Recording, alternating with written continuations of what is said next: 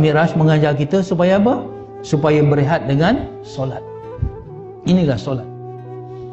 Saya dah katakan, ya, untuk baiki dunia kena baiki manusia.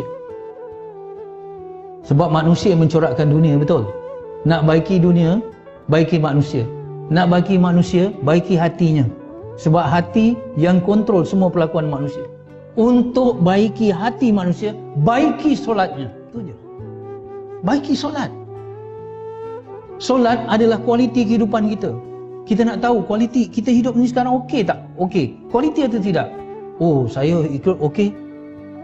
Sekarang pensioner, tak ada apa. Sekarang saya dah bekerja bagus, stable, semua well to do. Semua ada ini, ada ni. Kita kata kita itu. Tetapi dalam Islam, dengar ya, kualiti kehidupan kita dilihat pada kualiti solat kita.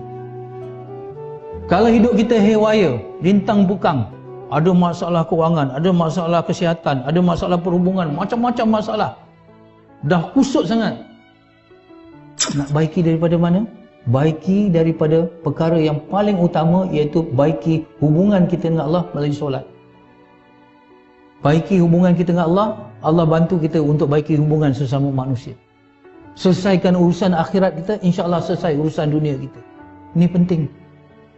Saya nak tanya tuan-tuan yang dikasihi sekalian, secara hati ke hati, kenapa kita banyak masalah sangat sekarang? Kepimpinan, politik, ekonomi, kesihatan, dan macam-macam sosial dan sebagainya. Orang kata, apa ni, macam mana? Tuan-tuan, mengikut kajian di Malaysia, 80% umat Islam tidak solat. Sedangkan solatlah satu kurniaan yang paling tinggi dalam peristiwa Isra' Mi'raj. Puasa datang melalui wahyu, melalui Jibril, tapi solat direct daripada Allah kepada Rasulullah sallallahu alaihi wasallam. Bermula berapa? 50 rakaat, betul? Kemudian jadi 5, betul? Kerana apa? Nasihat daripada Nabi Musa. Saya tak melihat negotiation, ya, yang dibenarkan dalam menerima satu hukum. Itu sudut lain. Tapi saya nak melihat, kalau awal-awal Allah menetapkan 50 waktu untuk manusia solat, artinya apa? Setiap lebih kurang 20 minit azan. Setiap 20 minit azan, 24 jam.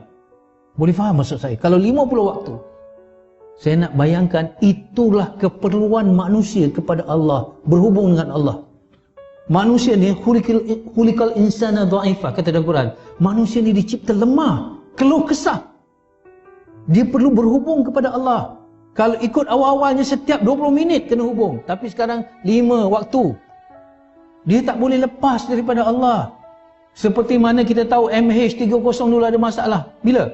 Bila dia lepas daripada radar, bila dia tidak berhubung dengan menara kawalan, kita tahu kapal terbang MH30 ni ada masalah. Boleh faham maksud saya?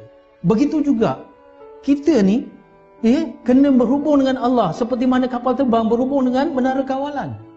Kalau kita tak berhubung, kita akan terbabas, kita akan terhempas. Apa dia solat? Dalam surah Taha, Allah Subhanahu wa taala menegaskan, wa aqimus shalah lidzikri, dan dirikanlah solat untuk mengingatimu. Ya? Kita kena ingat Allah. Kita dengan zikrullah ni macam air pada ikan. Tanpa air, ikan akan mati. Tanpa zikir, hati akan mati. Bila hati kita mati, walaupun hardware kita, walaupun jasad kita sihat nampak, tetapi software kita dah lemah. Bila kaya tak syukur, kufur. Bila miskin putus asa, menderita. Bila sihat buat maksiat. Bila sakit mengeluh. Apa saja tak kena. Tetapi bila hati kita berhubung dengan Allah, all is well. Dapat musibah, sabar, pahala. Dapat nikmat, syukur, pahala. Dapat pemberian Allah banyak ini dan sebagainya, qanaah, berpada-pada. Subhanallah. Inilah kata Rasulullah, kaya sebenarnya ialah kaya hati. Kaya hati apabila ada Allah yang maha besar di dalam hati kita. Segalanya jadi kecil. Tapi kalau Allah tidak besar di hati kita, masalah akan menjadi besar. Jadi peristiwa Isra' Mi'raj, kita dapat solat. Sebelum tu tak ada solat. Allah bagi solat, manusia boleh berhubung dengan Allah bila-bila masa saja. Nak jumpa ustaz, kena buat appointment. Nak jumpa kaunselor, kena buat temu janji, betul? Jumpa Allah bila-bila. Ada masalah, Allahu Akbar, mengadu pada Allah.